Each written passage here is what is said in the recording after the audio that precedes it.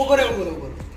અહીંયા જો આજે આપણે જોશું બૃહદ હિમાલય, હિમાચલ હિમાલય, આંતરિક હિમાલય, હિમાદ્રી કે પછી ધ ગ્રેટર હિમાલય તરીકે ઓળખાતા આ બૃહદ હિમાલય કહેવાય છે કે સરેરાશ 6100 મીટરની ઊંચાઈ ધરાવે છે. આ હિમાલય જમ્મુ કાશ્મીરમાં આવેલા 8126 મીટરની ઊંચાઈ ધરાવતા નંગા પર્વતથી શરૂ થઈ અને અરુણાચલ પ્રદેશમાં આવેલા 7756 મીટરની ઊંચાઈ ધરાવતા નામચા બરવા પર્વત સુધી ફેલાયેલો છે.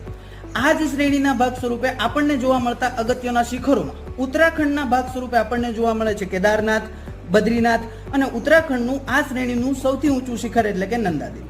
આ જ શ્રેણીના ભાગ સ્વરૂપે અહીંયા એટલે કે નેપાળ અંતર્ગત આપણને જોવા મળે છે વિશ્વનું સૌથી ઊંચું શિખર એટલે કે 8848 મીટરની ઊંચાઈ ધરાવતો માઉન્ટ એવરેસ્ટ.